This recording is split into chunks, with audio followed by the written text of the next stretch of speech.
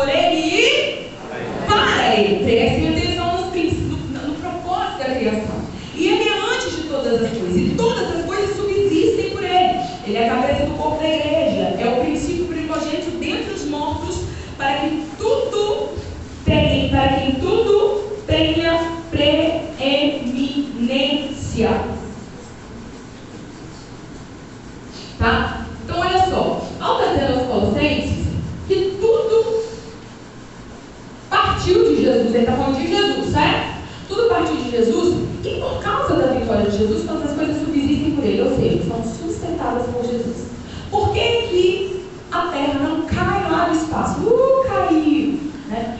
Por que os mares não transbordam e engolem a terra? Igual tem vários filmes aí mostrando, né? O apocalipse, o que vai acontecer. Quem é que controla? Quem é que subsiste? Quem é que sustenta as estrelas lá em cima delas não caírem? Quem é que sustenta os peixes vivíssimos lá no mar? Quem é que cuida dos pardais? Quem é que cuida dos passarinhos? Quem é que cuida daquele tanto de vulcões que, se nós soubéssemos, que se entrassem em erupção, destruiriam o quê? O continente inteiro, né? Quem que faz esse equilíbrio? É Jesus.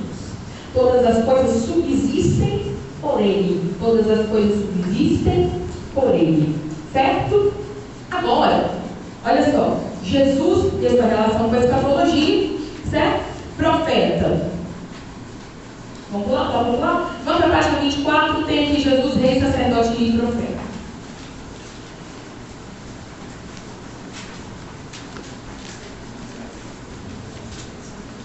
Se Jesus é o princípio de todas as coisas, Ele também é o meio de todas as coisas, sim ou não? Então, Ele criou todas as coisas, e todas as coisas subsistem por Ele. Mas Ele também é o fim de todas as coisas. Ele também é o fim de todas as coisas. Certo? Olha só, como que eu digo que Jesus é o fim de todas as coisas? Nós já vamos chegar lá. Mas antes nós vamos observar o seguinte. Olha só, Jesus tem 3 setinhas: rei, sacerdote e profeta. Certo? Rei, sacerdote e profeta. Como rei, Jesus, ele vem firmar o seu reino, o que nós chamamos de milênio.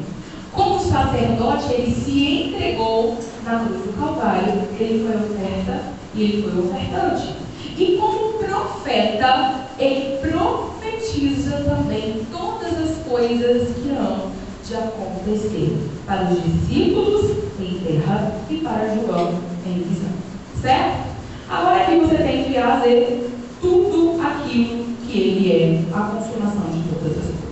Agora, rapidão, só para a gente partir para a Bíblia, aqui no ponto 3 está falando do pensamento escatológico das principais religiões. Tá? O que é o pensamento escatológico? O pensamento do final de todas as coisas. Então, para o budismo, tá? Para o budismo, o desfecho final chega quando alguém chega no nirvana, ou seja, chega no estado alto de contemplação. Certo? Para o espiritismo, o final é quando você vai reencarnando, vai revindo, vai reencarnando, vai revindo, certo? Para o judaísmo, acontece a morte, porém a ideia de separação e de final de todas as coisas é diferente do cristianismo, certo? E o catolicismo acredita que tem um estado intermediário entre o céu e o inferno, que é chamado de purgatório, certo? E o hinduísmo acredita que o fim é a fineza. Tem uma coisa muito interessante que acontece, tá? A maioria dos ateus acredita que há alguma coisa após a morte, mas não acreditam em Deus, ok? Ateus, ausência de Deus. Mas existe uma condição de crença pior, que é o aniquilacionismo, é não acreditar que existe alguma coisa depois da morte. Tá? Porque se você não acredita nisso, nem tipo de remissão, nem tipo de estudo sobre o final das coisas é necessário. Tudo se resume nessa vida aqui. Tá? O livro não trouxe, mas eu achei por bem pensar aqui para vocês. Tá bom? Então vamos seguir lá, capítulo 2, que eu quero acelerar. Vamos lá. Aspectos históricos. Diacronia e escatologia. O que é diacronia? Diacronia é um conjunto de sistemas que se desenrolam através do tempo. Quando que o mundo deu start, deu relógio, imagina uma ampulheta de areia, que Deus vai virar essa ampulheta e dizer assim, quando a última areinha cair, é o fim. Quando que essa ampulheta foi virada? Que dia? Que dia que Deus deu um start no relógio e disse assim, ó, abriu um cronômetro no céu, e esse cronômetro agora está apontando para o fim de todas as coisas. Quando que oficialmente esse cronômetro foi aberto?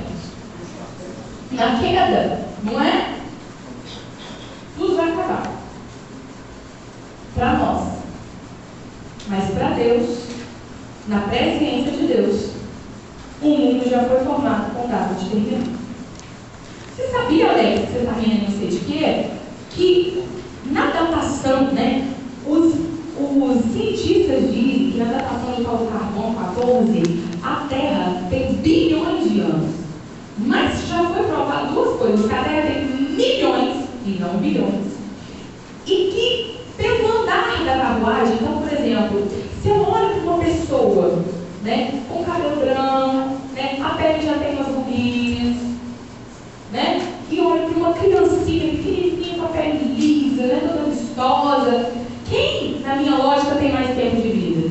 Aquele menos tempo de vida, que apresenta sinais de deterioração externa, não é? Não é isso?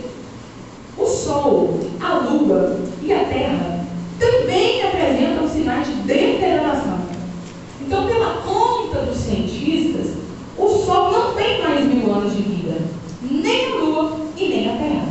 Porque pelo andar da carruagem, Sol, Lua, Terra e estrelas já se deterioraram a ponto de daqui a 1000 anos, pelo avanço da sua deterioração externa, de não existirem mais. É um sinal, é uma marca que Deus está dando na natureza, que geme com dores de parto, esperando o dia da consumação de todas as coisas. Não é isso que a Bíblia diz? Então vamos lá. Então o fim começou no começo de todas as coisas.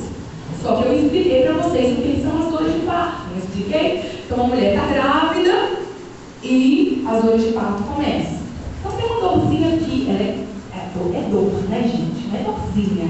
Tem uma dor, tá doendo, aí você vai pro médico, o médico diz assim, não, você ainda está no princípio do trabalho de parto. O que Jesus diz? É o princípio das dores. Mas no Marcos capítulo 3, Jesus disse assim, olha, depois que eu me for dessa terra, depois que eu ascender aos céus, vocês precisam sempre estar atentos, olhando. Aí Jesus começa numa crescente, narrar fatos que hão de acontecer, sim ou não? Sim. E ele diz assim, olhai, e não vos assusteis, porque ainda é o princípio das dores. Jesus não diz isso? Então o que Jesus está dizendo? Que assim que Jesus ascende aos céus, para a igreja, para quem que esse relógio está sendo contado? Para a natureza? Sim. Para toda a criação, para todo homem, para toda mulher? Sim. Mas quem está de posse desse relógio no pulso, sabendo ler os números do relógio e sabendo ler o trabalhar dos ponteiros? A igreja. Aí Jesus está dizendo, olha para o relógio. Olha para o relógio. É o princípio das dores. Porque as dores de parto, quando vão se aproximando da hora, elas vão se acentuando, ou seja, vão ficando mais fortes, mais intensas, e vão diminuindo o espaçamento entre as contrações. Ou seja, Jesus está dizendo, fiquem atentos, porque reino contra reino, nação contra nação, pai contra filho, filho contra pai, tudo isso vai acontecer, mas à medida que for caminhando para o fim de todas as coisas, isso vai se acentuar e vai ser cada vez pior. Então não é culpa do governo, então não é culpa do aquecimento global, então não é culpa do não sei que lá do agrário, é culpa que o relógio está avançando no tempo. Quem é capaz de ler os ponteiros? Quem é capaz de ler o relógio? A igreja precisa ser capaz. Para quê? O Apocalipse é para especulações? Não. Qual é o propósito do Apocalipse? Posicionamento da igreja. Então a igreja que se posiciona diante da leitura do Apocalipse não é uma igreja que debate, não é uma igreja que descabela, não é uma igreja que se desespera, é uma igreja que se posiciona. Este é o propósito do Apocalipse, para não sermos ignorantes acerca de nada, coisas, certo? Então essa diacronia das coisas, do acontecimento, é para posicionamento.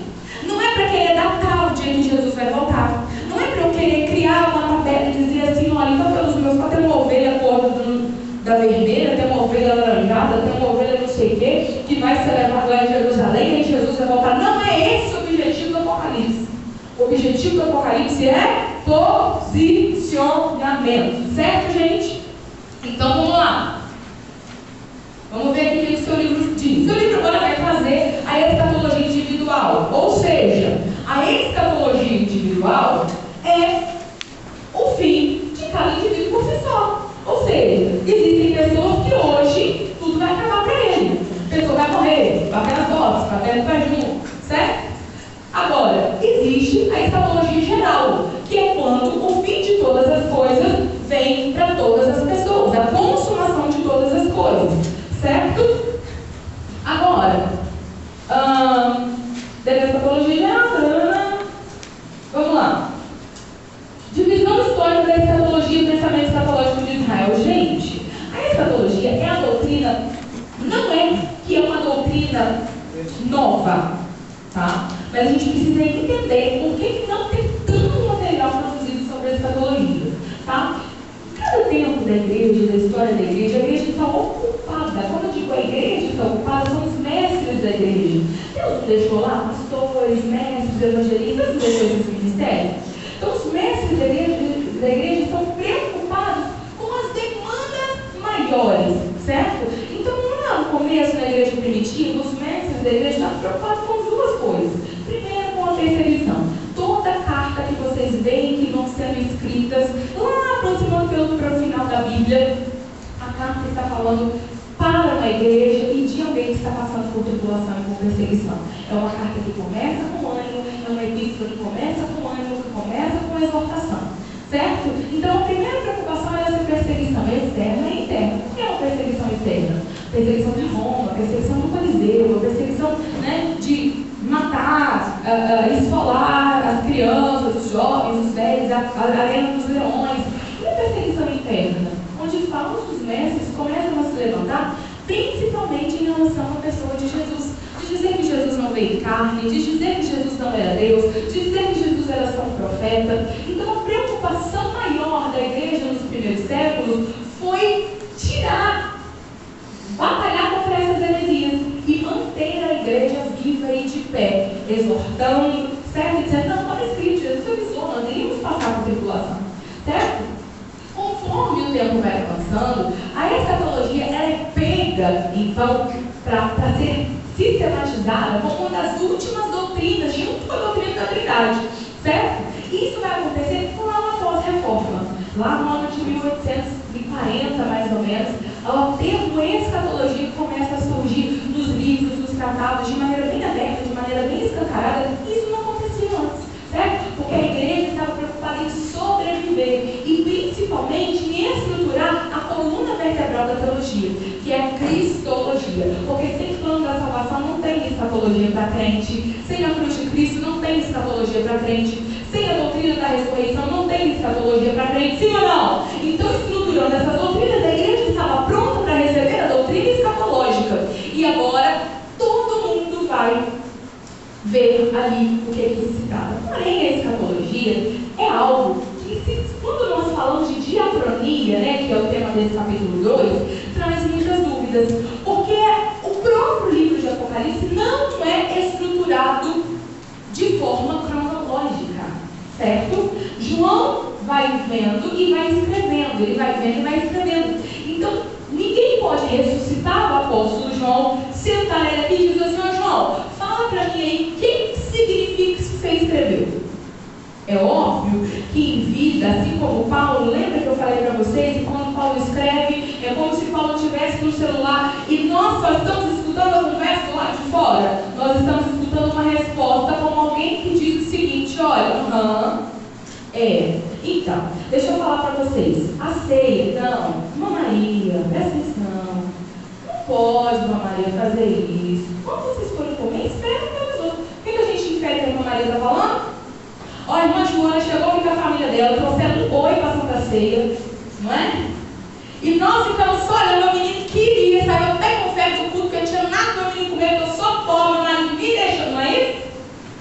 Paulo está falando assim, olha, irmão, não, o irmão Zé fez isso, viu com a cunhada? Com a cunhada não, com a sogra. Misericórdia, não. Deixa eu falar para vocês. A gente não está inferindo as respostas? Da mesma forma, não tem como ressuscitar de João dizer assim, João, explica melhor para nós. Qual a ordem que vai acontecer esses fatos? Aí agora pegou fogo pelos teólogos. Porque alguém acha que quando João fala 1000 anos, os 1000 anos não são literais. E alguém acha que quando João fala 1000 anos, são 1000 anos contadinhos. No final não importa. Importa entender a ordem de acontecimento das coisas. Porque no final, a igreja ou é salva ou não é. Mas nós precisamos de um posicionamento, sim ou não? Para podermos descansar o nosso coração, descansei a respeito disso que vai acontecer. Então nós vamos ficar como aquela linha do tempo que a Assembleia de Deus, não você, não está Assembleia de Deus, mas você está fazendo tudo a Assembleia de Deus, paciência, tá? Que a Assembleia de Deus crê, ok? Existem pelo menos 4 linhas principais de interpretação escatológicas. As mais conhecidas no Brasil, quando tem uma pequena guerrinha entre arminianos e calvinistas, tá?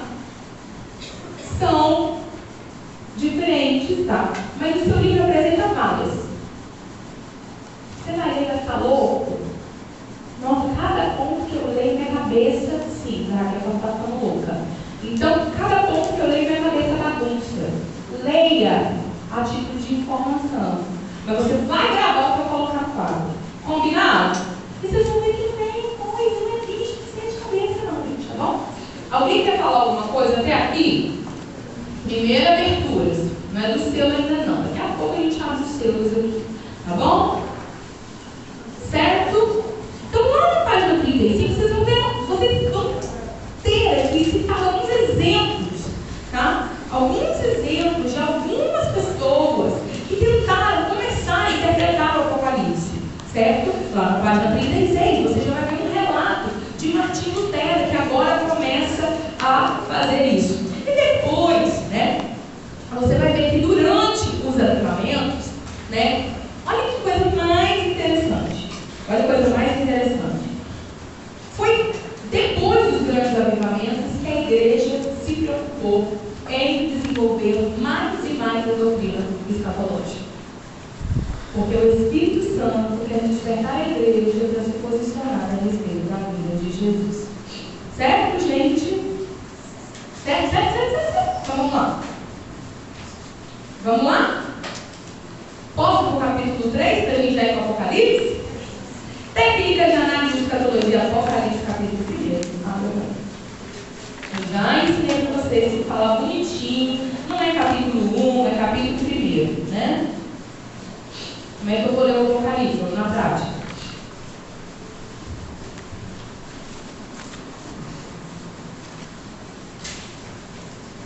Vamos lá? O Apocalipse é dividido. Todo livro que você pegar, se você conseguir dividir esse livro, tá? Em partes um pouquinho, entender a divisão do livro fica mais fácil. Tem livros que é um pouquinho parecido com o Apocalipse, na forma de se ler, que é o livro de Jó. Como que é o livro de Jó? O livro de Jó começa e termina numa narrativa, tá? E também ele é um livro poético. O Apocalipse, ele também vai começar com uma narrativa. Todas as vezes, Adriele, que eu falo para você, narrativa quer dizer narrativa. O que quer dizer narrativa? Se eu falo para vocês assim hoje, não é verdade, tá? Mas se eu falo para vocês hoje que eu acordei 7 horas da manhã, fui na padaria e comprei 3 pães. Aí vocês vão falar assim, 7 horas da manhã, 7 quer dizer o número da perfeição. Então ela foi na padaria. Na padaria quer dizer que ela foi ler a Bíblia e comprou 3 pães. 3 pães quer dizer que ela é pão de queijo. É isso que eu estou falando? O que eu estou falando? Que eu acordei 7 horas da manhã, eu fui na padaria e comprei 3 pães. Nossa. Qual pão? Pão de sal. Para vocês é pão de sal, para mim é pão de sal. Narrativa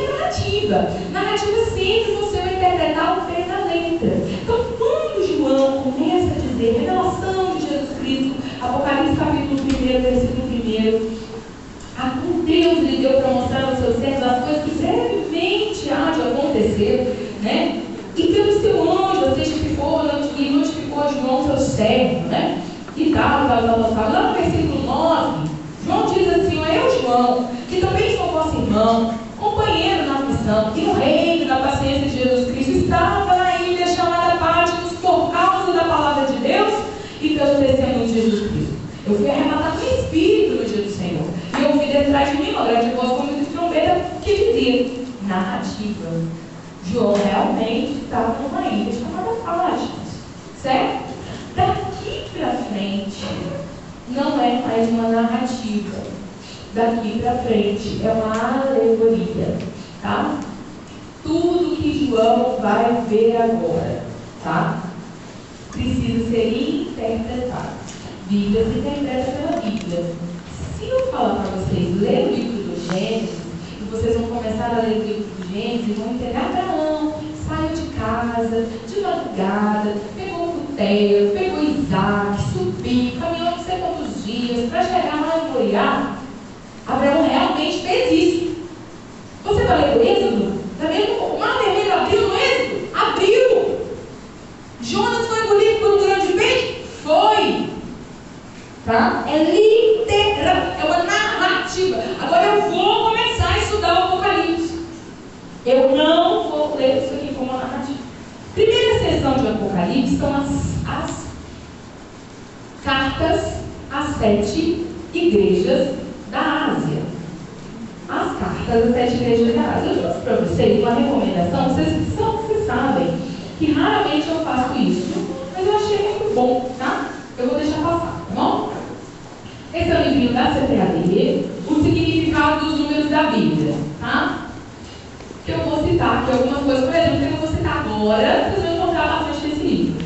7 é o número da perfeição de Deus, certo? Então, quando Deus fala 7, Deus está falando em algo acabado, completo, perfeito, tá? Então, Deus, Jesus, vai fazer agora um diagnóstico das 7 igrejas da Ásia. Quando ele faz o diagnóstico de 7 igrejas de uma determinada região, Jesus está dando um diagnóstico e essas 7 igrejas realmente existem, elas estão lá no sentido literal, mas tudo aquilo que Jesus faz se estende como destinatário secundário. Todo mundo já sabe o que é destinatário secundário?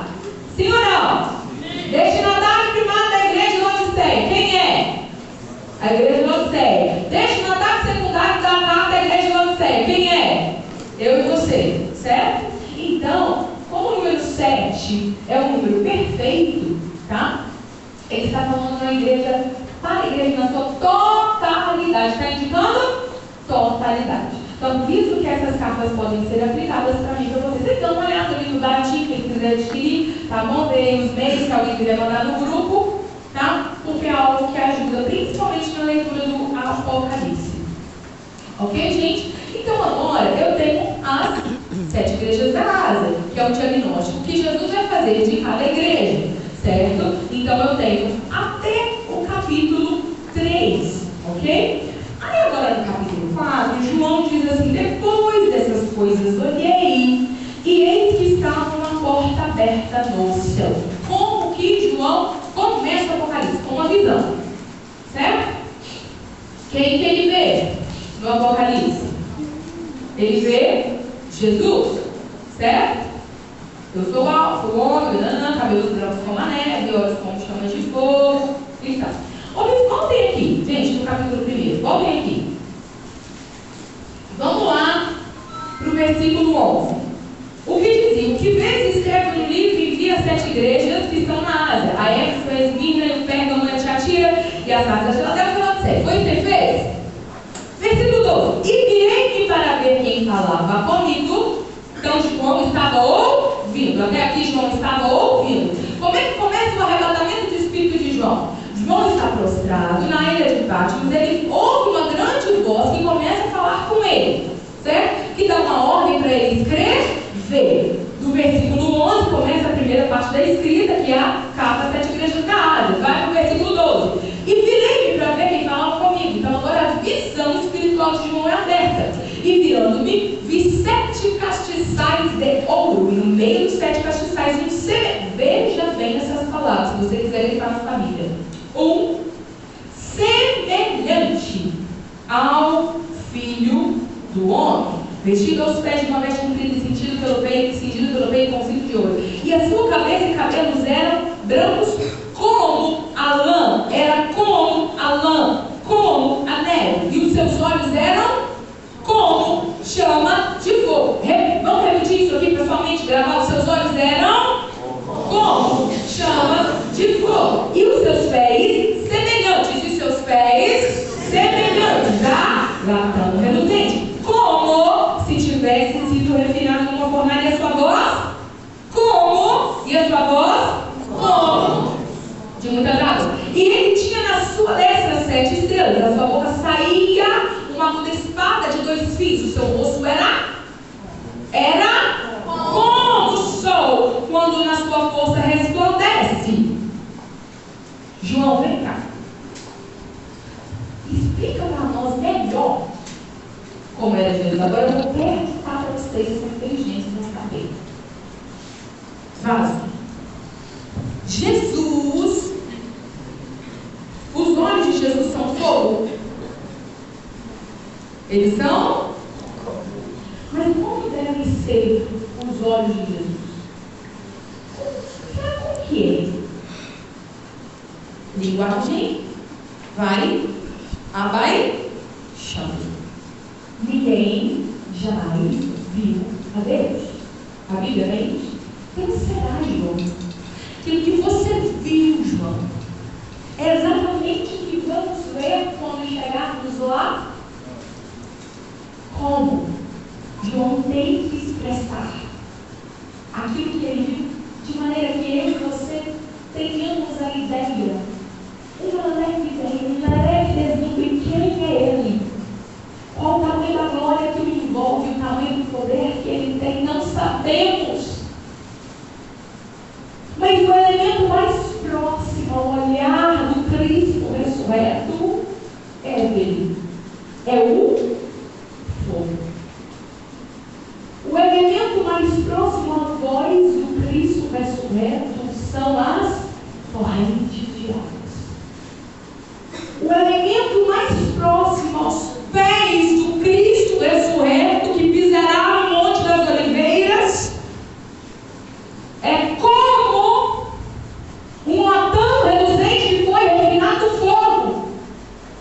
Jesus é muito maior e muito além do que você pode vislumbrar no Apocalipse. Mas quando ele diz como, semelhante à igreja, tem uma ideia do tamanho da força, do poder, da santidade do Cristo ressurreto. Porque é assim que o Apocalipse deve ser lido.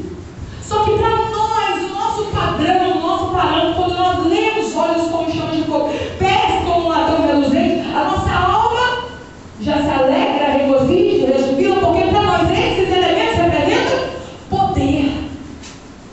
Mas não há nada acima. Porque se houvesse, com certeza João usaria as palavras acima dessas que ele usou para se referir ao que ele viu lá. Agora João tem que traduzir. E ele estava no meio dos 7 castiçais. 7 castiçais são as 7 igrejas. Vós sois o sal da terra e a luz do mundo. Certo? E agora, você precisa entender um pouquinho de tabernáculo, você precisa entender um pouquinho de como que Deus vai se revelando, porque se a representatividade do poder, da presença, do culto, da adoração e da habitação de Deus no Antigo Testamento, na sua primeira vontade, era um tabernáculo fixo, onde tinha elementos que representavam, e no Novo Testamento Jesus diz, eu sou. Ele não parece que Jesus passeia lá no Evangelho de João, pelo tabernáculo, e ele diz assim, ó, eu sou a luz do mundo. Aí parece que Jesus está imaginando o tabernáculo, quando ele vai na mesa dos pães da preposição e diz assim, eu sou o pão da vida. Não parece que Jesus está dando um passeio e dizendo, tudo que vocês estão vendo por círculos, eu sou de verdade? Não parece isso? Agora, a habitação de Deus.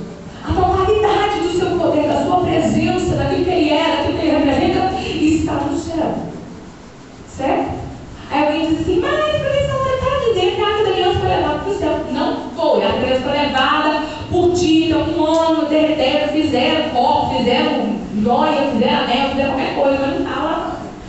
Está falando de representatividade. Porque a arca simboliza a presença. Certo? E por que ninguém fala tabernáculo? Porque não importa a arca mais depois que o meu tempo for largado. Eu não sei isso aqui. Mas quem aprendeu vai chegar a isso. Beleza? Então, a primeira ideia que você precisa ter e entender é que a linguagem do Apocalipse vai se abaixar à nossa estrutura. Certo? E não que seja tão limitado para isso que você não precisa usar a fé. Você precisa usar a fé. Porque essas figuras que descrevemos são figuras que têm um padrão natural. São uma figura que ainda você precisa usar o elemento da fé. Para entender. E, vendo essa figura, você precisa entender cada significado dela. Certo, gente? Vamos lá. Vamos lá. Técnicas de análise da escatologia. Então, lá no livro, vamos voltar para o livro. Método de interpretação. Método alegórico. O que é alegoria? Alegoria é quando um fato só é alegoria. Preste atenção. Só é alegoria. Alegoria não é suposição. Alegoria só é alegoria um fato que já aconteceu comparado a outro fato. A alegoria da Bíblia mais famosa é essa que o livro traz, que é Gálatas 4:24, que diz de Agar, certo? E Sara, que diz dos filhos da escrava e dos filhos da livre, que é a alegoria que se faz entre os judeus e a igreja, entre os judeus e os gentios. Sara e Agar é algo consumado, é algo que realmente aconteceu, certo? Os gentios e os judeus é algo que estava acontecendo. Isso é alegoria, certo? Alegoria é uma figura de linguagem. O que é uma figura de linguagem? Um recurso na língua, do simbolismo linguístico, para que você possa fazer conexões de comparação. Para que você possa fazer conexões de comparação. E a alegoria é uma delas, certo? Então, existem várias figuras de linguagem que você pode fazer essa conexão de comparação, e a alegoria é uma delas. Então, seu livro vem explicando o que é alegoria, seu livro vem colocando exemplos que você vai ler, já leu com carinho lá na sua casa, certo? Agora, lá na página 44, ele traz um exemplo que é uma pergunta clássica toda a aula de escatologia. Que exemplo é esse? Apocalipse 11:13. E darei o poder das minhas duas testemunhas e profetizarão por 1260 dias vestidas de pano de saco. Usando de alegoria, alguns teólogos dizem que elas representam a igreja e a palavra. Então existem mistérios que João simplesmente escreve. Ele não abre paredes, ele não explica o que é. Então cabe aos teólogos induzir sem ferir o texto. Quais são as explicações que nós aceitamos? Aquelas que não ferem o texto. Certo? Então eu acho que as duas testemunhas são o fundador da Igreja Universal e o fundador da Deus e Amor. Feriu o texto. Ninguém vai aceitar Varela. Agora tem coisas que os teólogos supõem. Tem gente que aceita e não. Vamos para a regrinha de novo? Nas coisas essenciais, unidade. Naquilo que não é essencial, vamos? Liberdade. Em todas as coisas, caridade. Vocês estão vendo isso até hoje? Por isso que eu peço para Jesus voltar todo domingo, a segunda, e Jesus não volta. Para ver se vocês olham, eu vou falar. Método literal é interpretar tudo ao pé da letra. Então, o Apocalipse é um método que é rejeitado, o método literal. Porque o Apocalipse não é para ser interpretado tudo ao pé da letra, porque ele não é uma narrativa. Ele é um livro simbólico para que nós possamos entender o significado de cada coisa. Quem quer perguntar para você ou ele? Seria Apocalipse,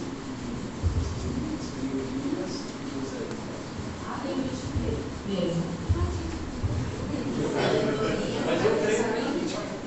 Nós já sabemos que isso aí não passará. Então, o seu livro vem trazendo os argumentos pelo qual a interpretação ao pé da letra no livro de Apocalipse não é um método a ser usado, certo? Método anagógico. Abra uma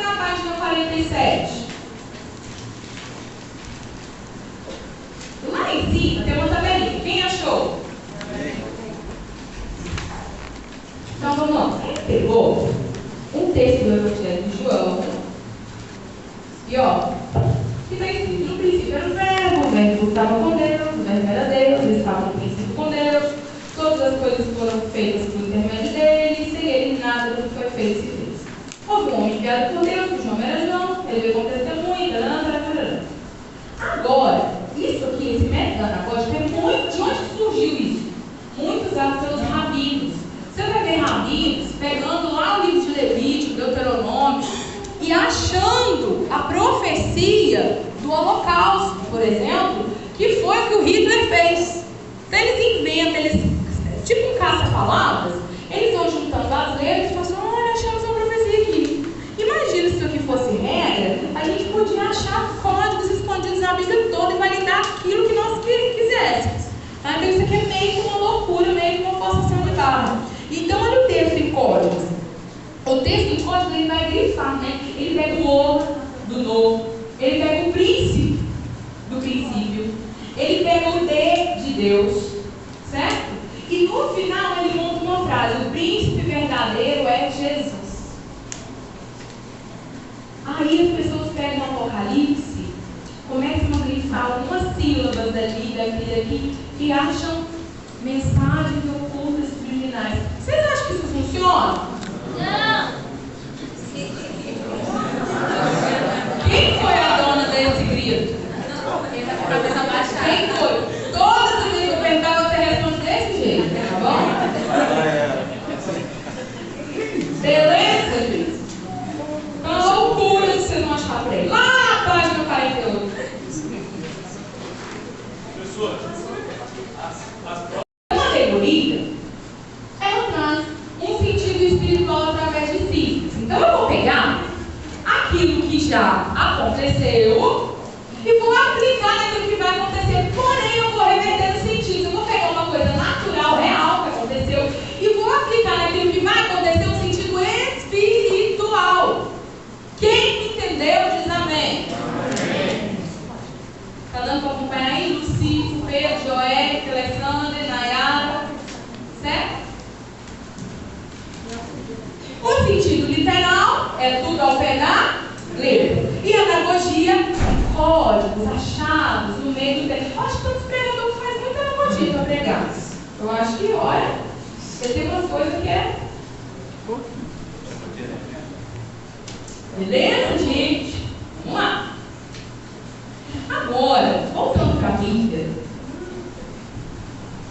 João vai ver o seguinte. Vamos lá.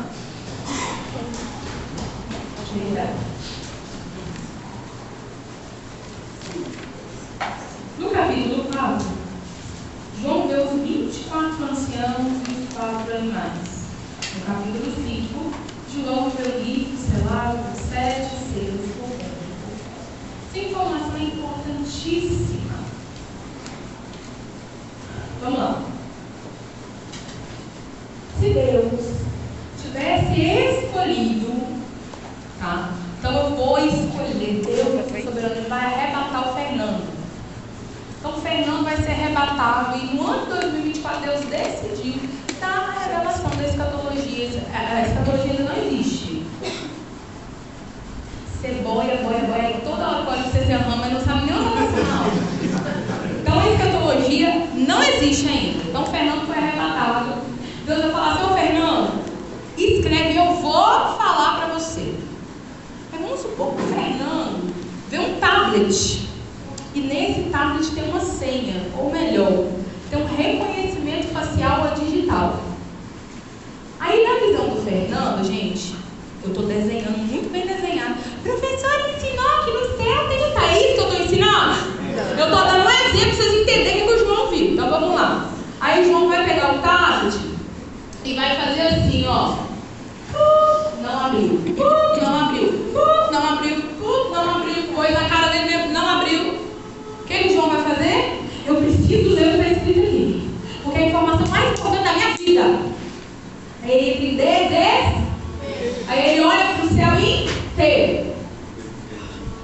O que Deus está falando?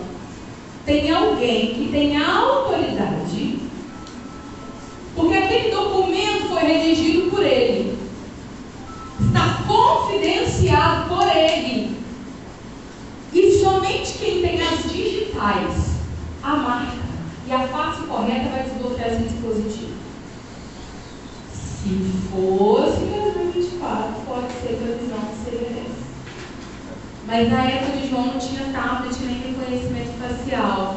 Quando algum documento era selado, ele era escrito em um livro e ele era selado com selo. E esse selo era como se fosse uma cerinha que você pingasse ali uma vela derretida, pegasse um anel e pá! E João viu um livro que está escrito confidencial. Por que João sabe que é confidencial? Que é precioso. Alguém vai selar alguma coisa sem valor? O livro está selado por dentro e por fora. Só que o selo não significava somente confidencialidade e autoridade para abrir. O selo também significava, vamos para Esther? Reçoeiro. Dá o seu anel para um homem perverso. Como é que ele chama? E ele vai fazer um decreto.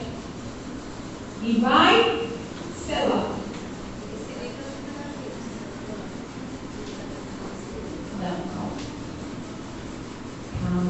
Acabou. Esther, jejum 3 dias. E se prova para essas coisas que tem Esther. Qual é a sua missão? Aqui que Esther revela no final de 2 banquetes, 3 banquetes. Vamos destruir o povo. Mas o que a Fueiro faz? Ele pode ir lá pegar o decreto e rasgar? Por quê? Porque está selado. Se está selado, tem que acontecer. Não é revogado. Então Jesus está falando para João 2 coisas. Tem alguém que fez e selou, esse alguém tem autoridade, que escreveu, e é irrevogável as coisas que vão acontecer. Então a primeira coisa que João vê, um livro selado por dentro e por fora. Quem pode abrir o livro? Só que abrir o livro quer dizer executar o decreto e autoridade para ler o que está escrito. Só que a leitura naquele tempo não era uma leitura só para ler, para saber o que está escrito. Então, vamos dar uma outra ideia para vocês entenderem. O dia da sentença vai ser cumprido. O arauto vai para a cidade, tira o selo, lê a sentença. E a sentença precisa ser executada. Certo? E aí Jesus, lá no capítulo 1, fala: João, escreve as coisas que eu vou te mostrar agora, mas são coisas que em breve hão de acontecer.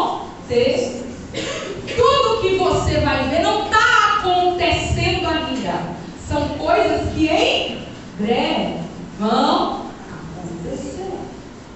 Aí João entra em desespero, porque ele entende pelo Espírito que aquela abertura daquele livro é essencial. Vocês já entenderam por que significa o livro selado por dentro e fora? Não? Vamos lá. O livro selado por dentro e por fora, então é um livro que significa autoridade. Tem que o selo. Lembra quando Jesus morreu, que o imperador romano mandou pôr um selo no túmulo de Jesus? O que o imperador romano quer dizer? Esse túmulo pertence a mim, está sobre a minha guarda, e ninguém tem autoridade de tirar esse selo aqui. Certo? O livro selado tem uma coisa de violência, tem? São decretos. São decretos. Jesus escreveu e selou. Ou seja, ele está conferindo a autoridade, isso não é uma mentira, não foi escrito por mão de homens. Ele está dizendo que aquilo que está carimbado vai acontecer. Só que quem consegue abrir para esse conhecimento social se fosse o tablet é quem tem autoridade. Quem tem autoridade para pegar no seu celular e mexer? Porque eu coloquei papel digital, vamos lá. Né? Quem tem autoridade para abrir o livro? O dono do livro, quem escreveu o livro, quem tem poder de executar a função do livro. Então, João, o livro está lá por fora. O que significa isso? Significa que tudo que está escrito debaixo do decreto do próprio Senhor Jesus vai acontecer. E quem tem poder para executar cada sentença ali é o próprio Jesus.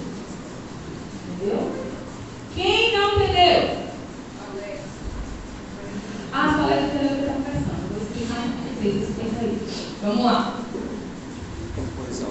Entendeu? Em nome de Jesus. A parte por dentro não entendeu. Ai, não. Está escrito aonde, Alex? Onde está escrito? No seu. No selo! Onde está escrito? No decreto. No decreto? Onde está escrito? Aqui. Amém. Glória a Deus. Ai, não. Bom, eu tenho hora de pensar. Vamos lá.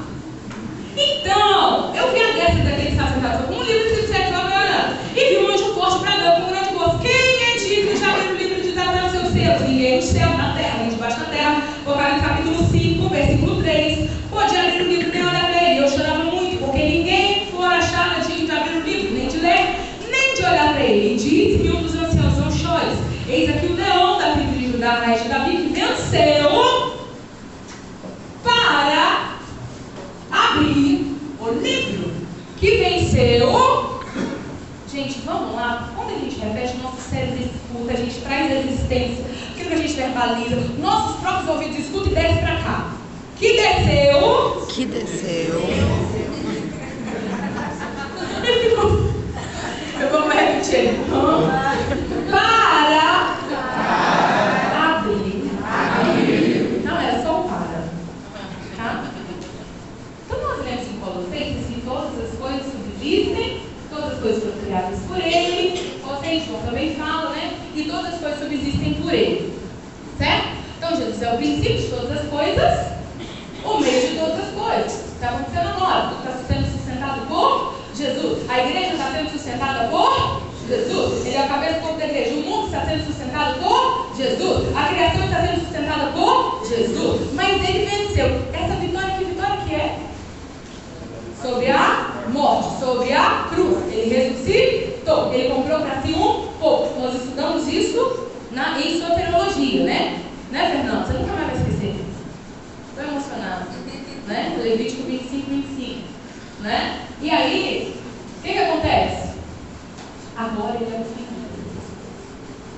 Porque dele, por ele, para ele são todas as coisas. Ele é capaz, ele tem autoridade, por causa disso ele pode desatar os seus selos. Eu olhei. E eis que estava no meio do trono, dos 4 animais viventes, e entre os anciãos, um cordeiro com C maiúsculo, com C maiúsculo. Esse João viveu para ver um outro João, o Batista, gritando nas margens do Jordão. O que ele gritava? Eis o Cordeiro de Deus, que tira o pecado do mundo. A última vez que João, o apóstolo, viu esse Cordeiro foi no caminho da ascensão, não foi? Antes de subir para o céu. Ele nunca mais viu. Mas quando alguém diz o Cordeiro, qual a memória que João viu? Quem é Jesus para você, João? João, quem é Jesus para você? João, ele é o Cordeiro. Que eu estava lá quando o Batista disse: ele é o Cordeiro de Deus. Ele é o Cordeiro que estava na última ceia, e ele partiu o pão, e tendo dado graças, me deu um pedacinho e disse: não vai comer, isso é meu corpo, que é partido por vós. Ele é o Cordeiro que, semelhantemente, depois se arrogou o cálice, dizendo: esse cálice é o novo testamento do meu sangue, fazei isso todas as vezes que bebeis em memória de mim. Ele é o Cordeiro que estava na cruz quando eu estava do lado da sua mãe Maria, e ele disse: filho, eis aí a sua mãe, mãe, eis aí o seu filho. Ele é aquele que ressuscitou o terceiro dia. João não conhecia outro Cordeiro. Mas a última imagem de João era um Cristo que tinha marcas aqui, aqui e tem, e aqui. Mas agora Jesus está se apresentando para João como vencedor. Porque, gente, vamos aprender? O leão, aí disse-me, olha só, disse-me: não chores, eis o leão da tribo de Judá, raiz de Davi, que venceu para ver o livro.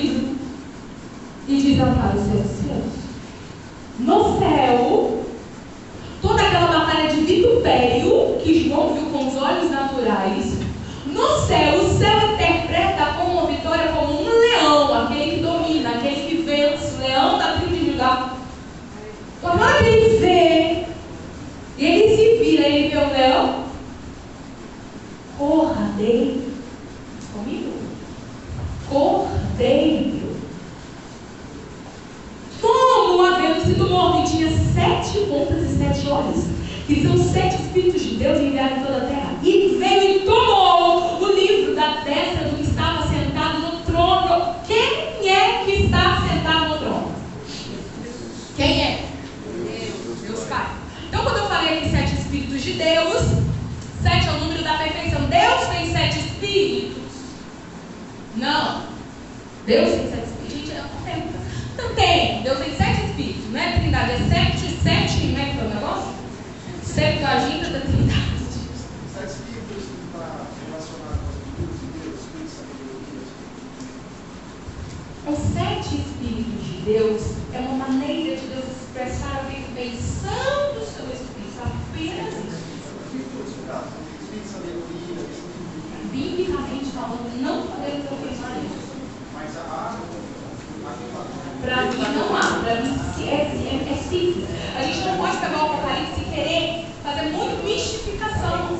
Tá? O que significa todos esses que Deus apresenta no sério? O número da perfeição. Ele está falando da perfeição, da sabedoria de Deus, do Espírito de Deus. O que é isso aí? Tudo certo? Eu vou. Cadê a Jéssica? Oi. Que triste. Eu falei que eu separei a Jéssica do Davi e do Fernando. Olha que bênção. Agora eu vou ter que separar a Adriele, da Cíntia e do Alex. Do Luiz. Do Renato. Você voltou pro meio da bagunça aqui, Luiz? Não, eu nem converso com ele. Não. Tá assim que eu Então vamos lá. Vamos lá.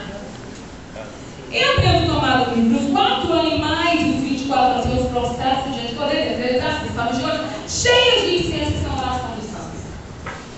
Sempre vocês vão ver elementos do tabernáculo. Deus vai falar no lugar da habitação com o seu povo. Não está comercial falando de Novo Testamento, Antigo Testamento, blá, blá, blá. Símbolo da presença e habitação de Deus é o quê? Tabernáculo, não é? É ali que o povo se relaciona, é ali que o povo vê a presença como fumaça, é ali que Deus sinaliza sua glória, é ali que o povo tem contato com Deus, é ali que o povo tem os elementos, não é? Mais pra frente um pouquinho, depois que eles saem ali daquele tabernáculo que é a tenda móvel, Deus sempre vai falar com uma figura de linguagem com o povo. Pátria. Pátria, pátria, Jerusalém. Israel. Lugar de descanso. Lugar que o povo vai gozar de plenitude depois que passar o Jordão. E nós usamos essa figura até hoje, não é? Deus sempre vai falar. Então, esses elementos também fazem parte da cultura cristã de João. E Jesus vai apresentar esses elementos e agora ele vê um incenso que são como as orações dos santos. Sabe o que Jesus passou para João? Lá no Antigo Testamento, os sacerdotes tinham que pegar a brasa do altar e levar até o altar do incenso. E lá aquele incenso subia e chegava agradável às minhas narinas. Lembra quando Deus deu a ordem para Moisés de fazer incenso, aquelas ervas específicas que ninguém podia fazer para cheirar? Quem está acompanhando o raciocínio? Amém. Tá? Você sabe que eu dou aula de maneira sistemática, então vamos lá e volta cá. Vocês fiquem espertos com o raciocínio. Eu estou falando do quê? Eu estou falando do tabernáculo. Certo?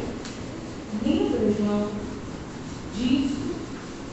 Agora, pela vitória de Jesus. Não precisa mais levar incenso no tabernáculo. Porque as orações dos santos chegam pela fé aqui. Assim como o incenso lá no tabernáculo chegava às minhas narinas, as orações dos santos agora fazem esse papel, mas é pela fé. Quem são os santos? São o povo da tribo de Levi? Não, são nós, todos aqueles que passaram pelo Calvário e têm acesso com ousadia ao trono da graça. Isso, exatamente.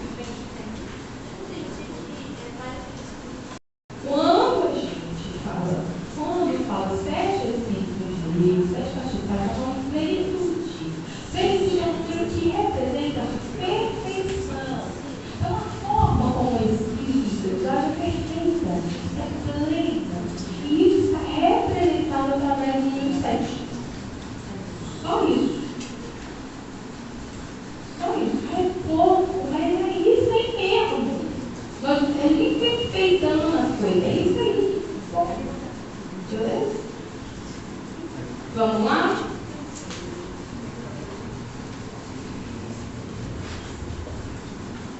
Ok? Então, gente, olha só. E cantava um novo cântico dizendo: dize mais de tomar livre e abrir o seu selo, porque foste morto com teu sangue. Compraste para Deus homens de toda tribo, língua, povo, nação. E para nosso Deus os fizestes reis e sacerdotes, e eles reinarão sobre a terra. Tem duas informações. Versículo 9. Jesus é o motivo de todas as coisas. Versículo 10. Reis e sacerdotes. Tem um link que você precisa entender quem você está falando. Eu quero saber qual que é o capítulo do coração também. Eu estou lendo o capítulo, senhora, 5, senhora, e estou. É isso mesmo? Estou no versículo 9 e 10. Isso.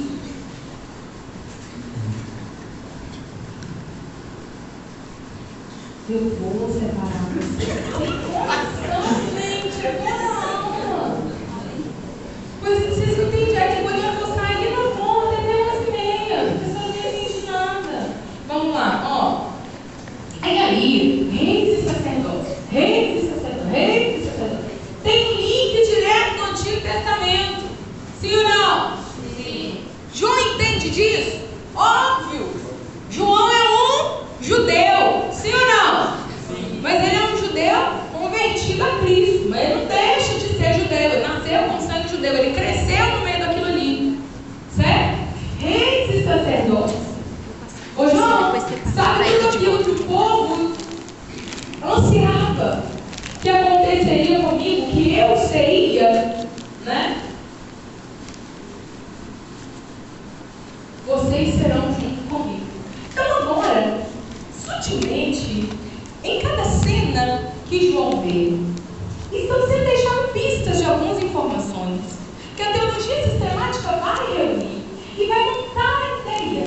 Então, como que nós vamos saber, né, essa ideia de que Jesus é rei eterno, né, segundo e sacerdote eterno segundo a ordem de Melquisedeque? Como é que nós vamos saber que a igreja vai reinar com Cristo? Reunindo todas essas informações de cada cena do Apocalipse. O Apocalipse parece que foi escrito meio bagunçado, né? Parece assim que tinha que ser um pouquinho mais bem explicado, mas a Bíblia vai tendo que cavar. Você precisa cavar para entender. Então não é para você entrar em desespero quando você está de cara com a informação. Então como é que você vai ler o Apocalipse? Tem uma informação, você vai gritar ele e vai falar com a informação. Reis e sacerdotes, ele pulou do negócio do selo, do livro, para o negócio de reis e sacerdotes. Meu Deus, o que tem a ver? Tem tudo a ver. Como é que você vai construir essa ideia lógica na sua cabeça? Essa ideia cronológica, essa diacronia na sua cabeça? Enquanto você está lendo o Apocalipse, você vai pegar as palavras-chave de cada versículo e vai pôr de lado. À medida que você vai avançando na leitura, vai avançando no estudo, vai avançando no seu cavar, você vai completando. Você já montaram o quebra-cabeça? Como que é mais fácil montar o quebra-cabeça? Pela borda, não é?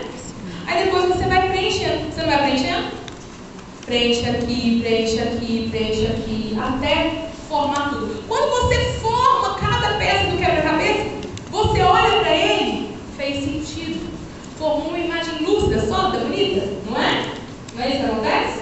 No Apocalipse é a mesma coisa. Vai reunindo as informações aqui, ali, até você ter uma completude de informação. Certo?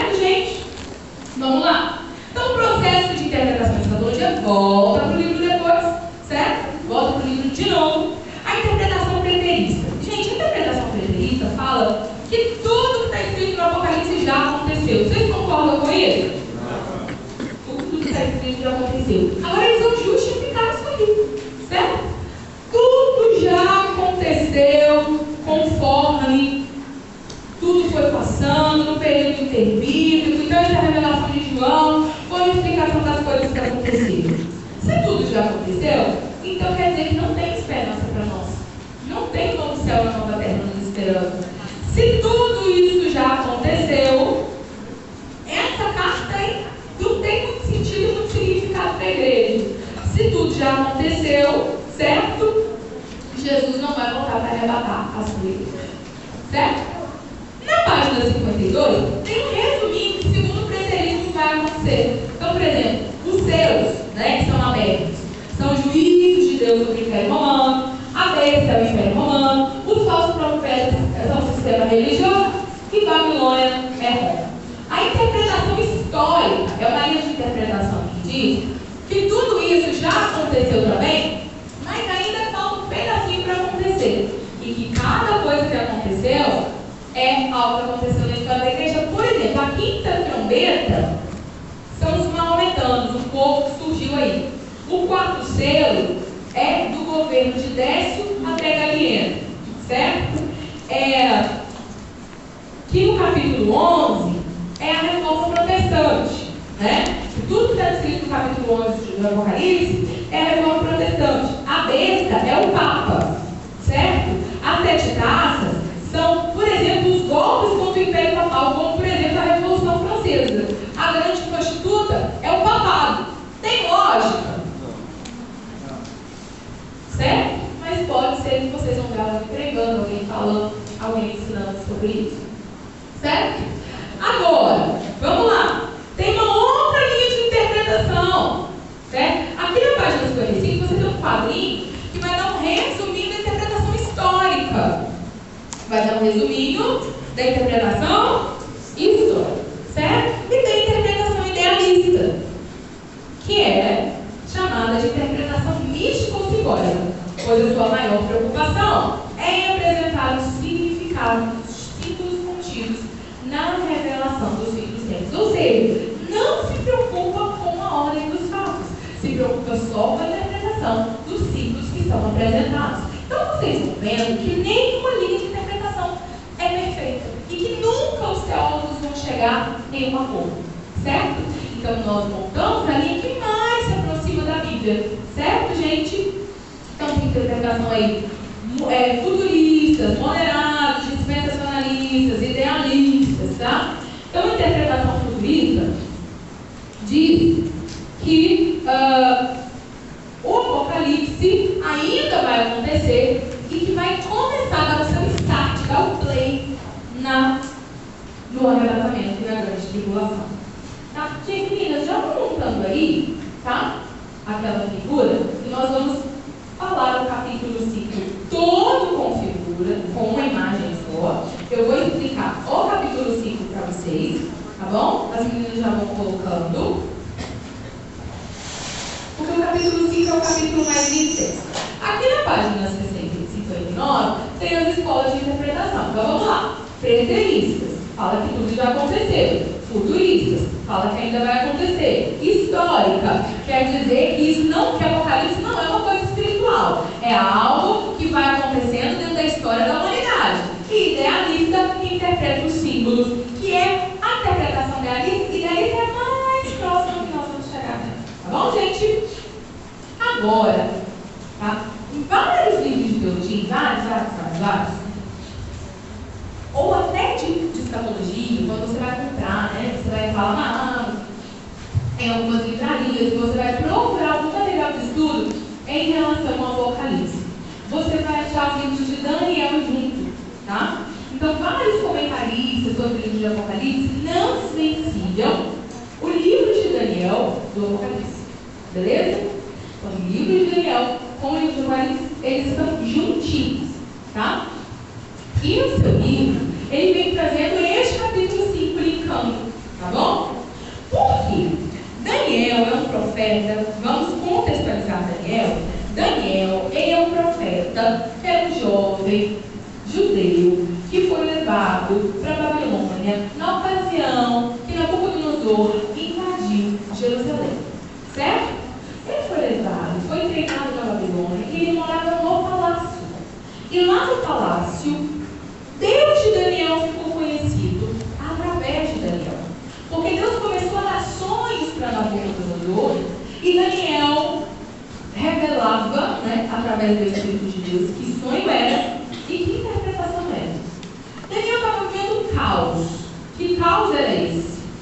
Ele, como todo judeu, com certeza queria saber sinais de qual tempo eles poderiam voltar dessa terra, para a sua terra, Como que Deus ia dar um fim naquela situação ali de cativeiro babilônico.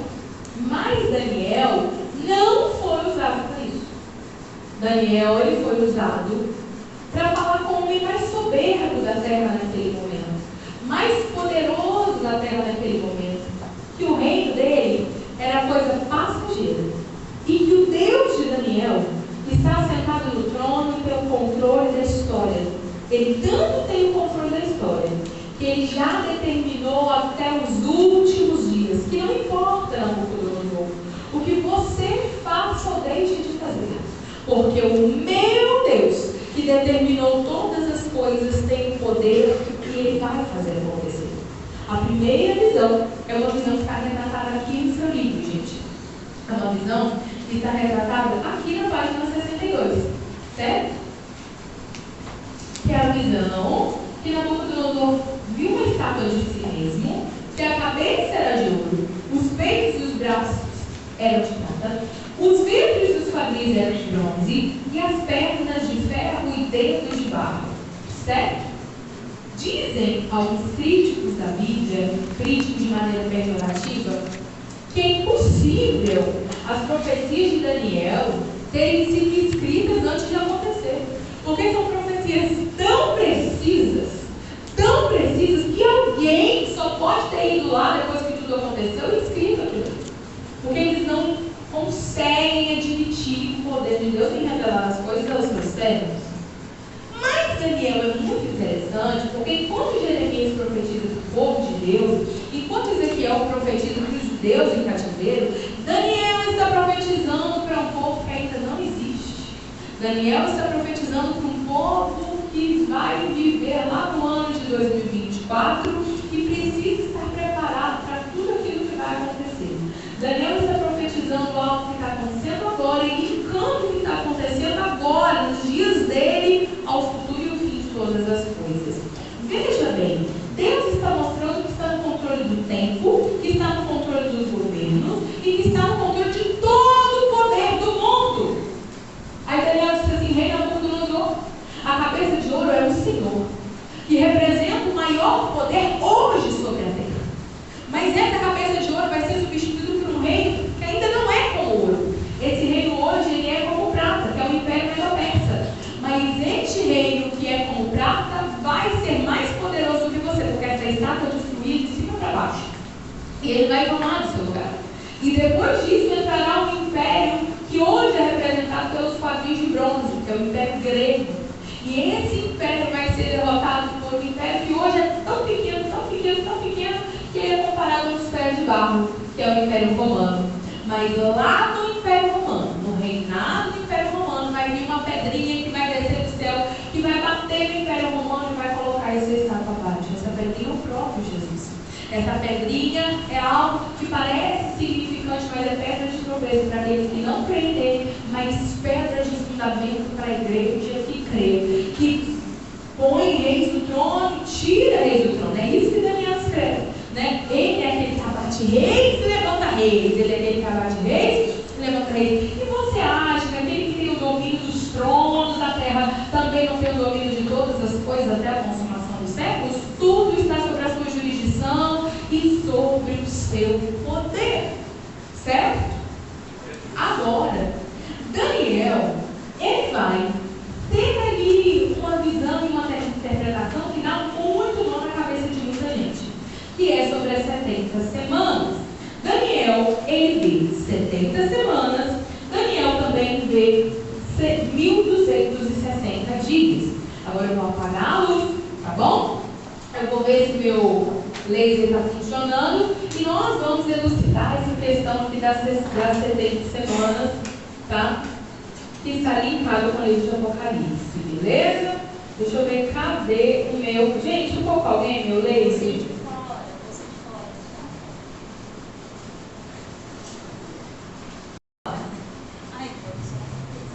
Com vocês sobre o livro, gente.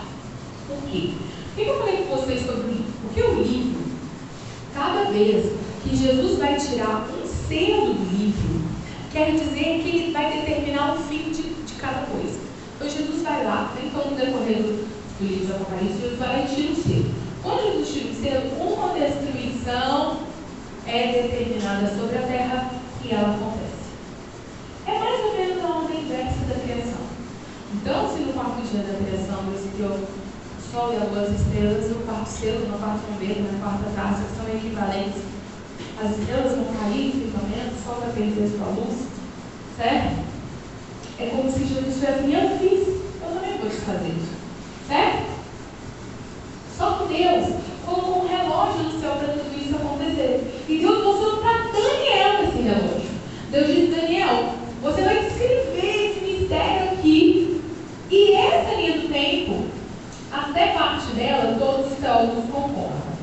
Certo? Então Daniel vê 70 semanas. Ok? Essas 70 semanas, elas são proféticas. Ok? Daniel 9, 24. 70 semanas estão decretadas sobre o teu povo e sobre a tua santa cidade, para fazer cessar a transgressão, para dar fim aos pecados, para expiar a iniquidade e trazer a justiça eterna, selar a visão e a profecia, e para ungir o Santíssimo. Vamos lá? Sobre o teu povo, todo o povo envolvido no cumprimento dessa visão é o povo de Deus. Deus tem um compromisso com o seu povo, para fazer cessar a transgressão. Daniel estava vivendo em um tempo de domínio humano, domínio em que Nabucodonosor fazia o que queria com o povo de Deus. E talvez a pergunta no íntimo de Daniel é: Senhor, tu não és, o Senhor não é o Rei dos Reis, o Senhor não é o Senhor dos Senhores. Até quando os reis da terra manipularão o seu povo e vão oprimir o seu povo? Aí Deus diz: Daniel, tem tempos que está determinado para que toda iniquidade cesse, para que toda transgressão cesse, e para dar fim aos pecados e expiar a iniquidade. Deus está falando de coisas diferentes e de tempos diferentes, e trazer a justiça eterna, e selar a visão e a profecia para fugir do Santíssimo. Santíssimo que é o próprio Cristo. Então são 70 semanas, tá? Aí a gente descobre que uma semana é equivalente a 7 anos. Então, na simbologia de números, tá? Então Deus vai falar em códigos, certo? Então, nessa simbologia, uma semana significa 7 anos literais, certo? Significa 7 anos literais, ok? Então, se eu começo a contar uma semana do ano 2000, no ano 2007, passou uma semana de Daniel. Certo? Certo ou não? Certo. Vamos lá. Esse relógio, ele deu o start, né? Quando o templo foi reconstruído. Quando? Vamos lá. Daniel estava onde? Na Babilônia. Quando Daniel saiu de Jerusalém, o que aconteceu com o templo? Foi destruído, foi? Nabucodonosor entrou lá, colocou fogo em tudo, roubou os utensílios do templo. Ele não fez isso? Não roubou, pôs fogo, botou para quebrar? E aí Jeremias diz assim, ó, 70 anos o povo vai ficar em cativeiro. Depois desses 70 anos, vai ter uma liberação.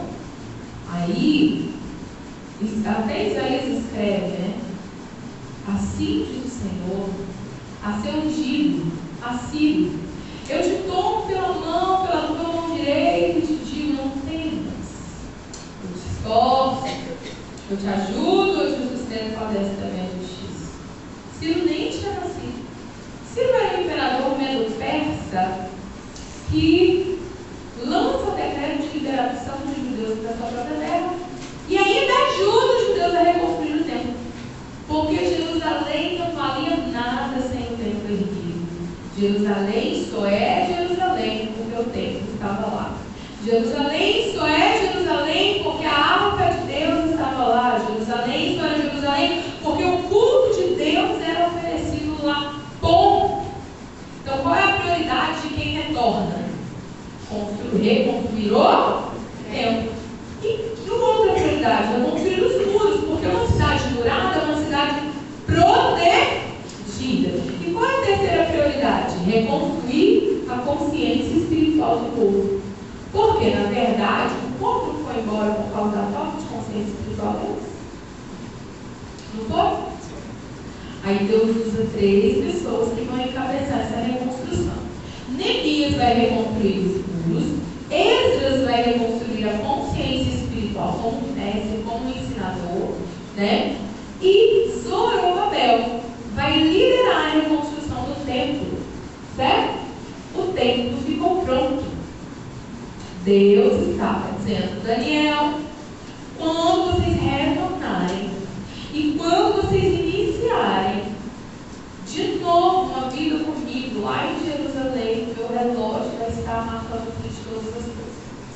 Porque eu vou restaurar meu povo, mas eu não vou ficar levando vocês para cativeiro, trazendo de cativeiro. É a última vez que vocês vão para cativeiro, porque quando vocês voltarem para lá, eu vou abrir um relógio no céu para que o meu reino seja restabelecido. Vamos lá. Quando Nabucodonosor invadiu, tinha um templo, não tinha? Mas também tinha um palácio e tinha um rei assentado lá. Sim ou não? Sim ou não? Sim. O que aconteceu com esse rei? Um foi levado. O outro, o faraó Neco impostor, teve os olhos vazados, seus filhos foram mortos. Foi o rei Zedequias. Então contaram, reconstruíram uma cidade, reconstruíram o templo, reconstruíram os muros. E cadê o rei assentado no trono? Calma, o rei vai vir. Mas o rei não vai vir. Vocês não estão colocando na cabeça de nenhum rei. Esse rei vai ser ligado pelo próprio Deus. Porque eles estavam esperando o Messias. Então, não é de se estranhar que eles esperavam um rei com coroa na cabeça, certo? Mas ele veio numa manjedoura. Porque o reino dele não era aqui. O reino dele era aqui. Era o templo dele. Vamos lá. Reconstruiu o templo. E demorou 49 anos. Certo? 49 anos. Se uma semana é 7 anos, divide 49 por 7. Dá 7 semanas. Certo? Então, as 70 semanas de Daniel, as primeiras 7 semanas foram gastas na reconstrução do templo. Reconstruiu o templo e o relógio continuou a correr.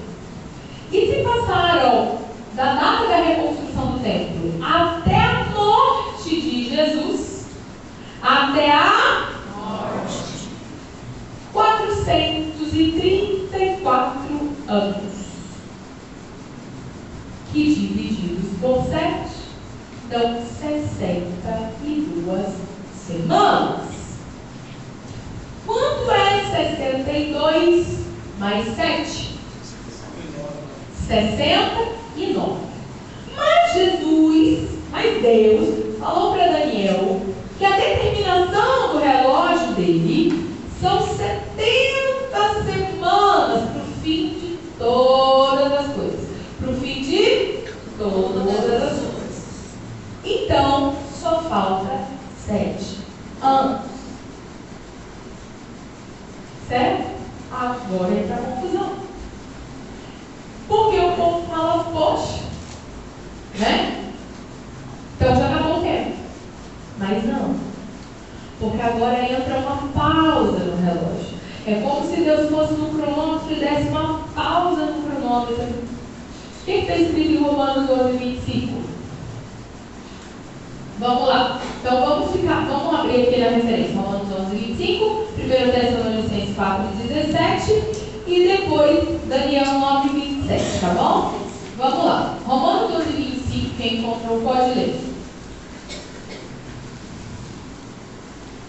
Porque não quero, irmãos, que ignoreis este segredo, para que não presumais de vós mesmos, que o endurecimento veio em parte sobre Israel, até que a plenitude dos gentios haja entrado. Porque aqui Paulo tenta explicar que o endurecimento do povo de Israel, né, de não reconhecer, do endurecimento de coração, de não reconhecer Jesus como Messias, é algo que foi gerado pelo próprio Deus. Para que o mundo todo tivesse a oportunidade de conhecer quem é Jesus. Então esse tempo ele tem um propósito. Que propósito é? Para que todo mundo saiba quem é Jesus. Certo? Por causa disso, alguém diz que esse tempo é, entre aspas, demorado. Mas esse tempo tem dia e hora para acabar. Certo? O relógio vai ser contado de novo, o relógio vai ser aberto de novo quando a igreja for arrebatada. Certo? Então, quando a igreja for arrebatada, esse relógio vai abrir de novo. Quantas semanas vai estar faltando? Uma. Que representa quantos anos? A igreja foi arrebatada. O que vai acontecer no arrebatamento da igreja? Você precisa entender que esses 7 anos são é um tempo cronológico terrestre. A igreja que está arrebatada lá no céu, ela não está nem aí para hora, minutos, segundos. Lá a realidade é diferente. Nós não estamos mais sujeitos ao tempo. Então, para nós, é aquela ideia de que 1000 anos é como um dia, e 1000 dias, e um dia é como 1000 anos. A igreja vai passar pelo tribunal de Cristo. Então, o que é o tribunal de Cristo? O tribunal de Cristo, pronto, já diz, é o julgamento das nossas obras. É para ganhar ou perder a salvação? Não. É julgamento das nossas obras. E o recebimento do galardão. O que é galardão? Ninguém sabe. Segundo a sua obra. Galardão seria recompensa? É uma recompensa. Mas qual recompensa? Ninguém sabe. Certo? E as bodas do Cordeiro, que é uma grande festa de gozo, de júbilo, no qual Jesus vai apresentar a sua noiva para toda a comitiva celestial, incluindo Deus Pai, não que Ele não nos conheça, mas vai ser uma celebração. Qual que é a ideia mais próxima que nós temos dessa celebração hoje? É uma festa de casamento, das mais chiques, da mais alegre, da transborda amor, certo? Enquanto isso, aqui na Terra o relógio está aberto exatamente em 7 anos literais, contados no calendário, 7 anos de 12 meses. E todos esses 7 anos vão girar em torno de 3 figuras, de um povo e 2 figuras: a besta, o falso profeta e o povo de Israel. Tá? Porque Deus fez uma aliança com Abraão. E por causa disso, o povo de Israel está envolvido aqui. Tá? Nós chamamos essa última semana, que é a semana 70, de a grande tribulação. Então, nós chamamos essa semana 70 de a grande tribulação. Certo, gente? Tem alguma ligação isso daí com o texto de Lucas 21? Quem que fala em Lucas 21? Quando Jesus ele fala lá com outras coisas? Peraí, eu não estou te ouvindo. E aqui o que vai acontecer? 3 anos e meio são divididos. Aí, gente, tem todas as referências, não dá tempo da gente ler aqui, mas Daniel 9, 27, o que está escrito lá?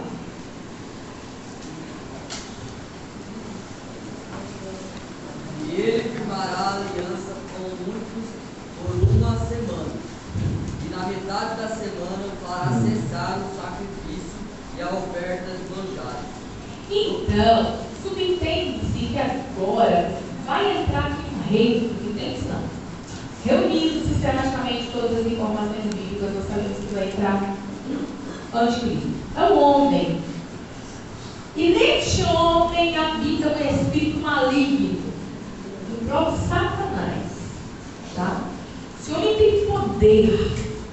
Lembra que o Espírito Santo não foi tirado da terra, ele é Deus imanente e transcendente. Mas o Espírito Santo não está mais convencendo o homem do pecado, da justiça e do juízo. O homem está sendo enganado deliberadamente. Ok? Você assistiu o filme Deixar de Parar? Também. Tem 4 volumes aí. Por aí.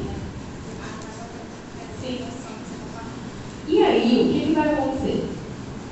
E esse reino é o reino unificado. E esse anticristo, ele vai unificar as coisas. Tá? Agora pensa, o que o povo vai pensar? O problema da economia dos crentes. Que compravam e não pagavam. Não, quem comprava e pagava ficou. O problema do mundo é esse povo todo, esses crentes, que achavam tudo caos. Gente, vai ficar tudo lindo, maravilhoso. Certo? E subentende-se nesse texto de Daniel 9 que o povo judeu conseguiu reconstruir o templo de novo. E está lá oferecendo sacrifício. Não é isso que eles querem? Tanto. Mas depois de 3 anos e meio, então na metade da semana, o anticristo levanta o belo dia e faz um comunicado em rede nacional, mundial, universal. Ó, a partir de hoje as regras estão mudando. Todos vai acordar com a notícia, né? Volta. Aquele que não tiver a marca da besta não vai comprar, não vai vender, tem que se dobrar, tem que adorar. Só que antes disso, ele já vai ter convencido o povo do que ele fala é perfeito.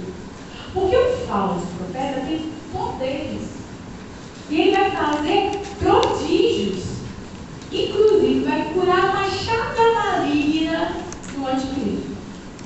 Então, é uma religião junto com a política. Veja que política e religião nunca deu certo. Certo? Então, ele unifica. Só que o povo de Israel diz: não, aí não. Vocês vão fazer igual o sagrado que aquele Abednego, né? Usufruímos do poder do seu governo, mas nós não te adoramos, não. Israel está, gente, num lugar estratégico geograficamente, sim ou não? E é por causa disso que filisteus, amorreus, perezeus, jebuseus e tudo quanto é nome de Deus, desde Abraão, arruma confusão com Israel. Aí vocês acham mesmo que o anticristo vai deixar Israel ali de bonito, lá no lugar que ele está, sem entrar na regra? Agora é raiva, né? Israel está acabando com a paz mundial. E o negócio está certo, mas Israel é o anticristo diz: eu não tenho aliança com você.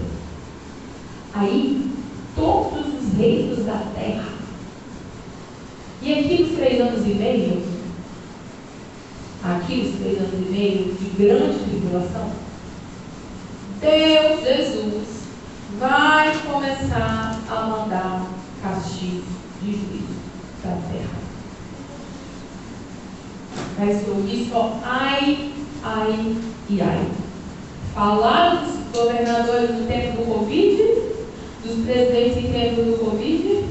Querem ver a impotência dos homens durante esses 3 anos e meio, porque além de chagas, doença, não tem água para beber, as estrelas começam a cair do firmamento, os homens são feitos de chagas, tem uma guerra explorando. Tem fome, tem peste, a destruição é tipo aquilo que vocês vê nos filmes mesmo. Tem uma guerra, que é chamada de Guerra do Armagedon. Mas essa guerra não é nação contra nação. É todo mundo contra Israel, porque o problema da confusão é Israel, na cabeça dos governantes. Certo? Só que Israel, que tamanho? Que lindo! Mas, gente, aí tem pensa assim, agora o Hamas destrói Israel. Agora Hitler acaba, mas não acaba, gente. Israel nunca, olha na cabeça de vocês, nunca será destruído. Nunca. Se tem uma nação que nunca, mas pode jogar tanto de bomba que quiser, nunca Israel vai ser lá. Porque quando Israel está quase sumido do mapa, Jesus se levanta da mesa com a igreja e diz assim, é hora de descer. Porque tem povo lá que, há milhares de anos atrás, o pai fez uma aliança com ele. E os descendentes de Abraão estão lá, vários, e por causa da promessa que eu jurei ao meu servo Abraão, Jesus vem em glória. Pisa no monte, onde que fica o Monte das Oliveiras? Em Jerusalém. Ai, professora, eu não sei geografia bíblica, você não precisa saber, porque a Bíblia diz que no dia depois da última ceia, Jesus foi para o Monte das Oliveiras orar, ele estava em Jerusalém, então você me casou, né? Pisa no Monte das Oliveiras, Jesus vem, pá! Todo mundo vê. E ele ganha a guerra para Israel. Satanás é o dono da terra durante esses 7 anos aqui, sim ou não? Sim. Satanás e os demônios são os donos da terra. Tudo que eles não tiveram permissão para fazer, por causa da igreja que estava aqui, eles estão dançando o baile. Aí Jesus diz assim, ninguém vai destruir Israel. Já fala. Mas agora eu vou cumprir a promessa que eu fiz para Davi. Eu vou reinar aqui.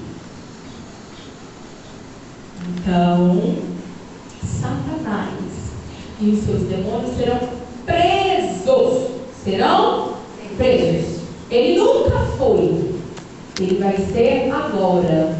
Durante 1000 anos, nós cremos, a visão assembleiana, a visão arminiana, crê que esses 1000 anos são literais, ou seja, conta 1 ano, 2 anos, até chegar em 1000.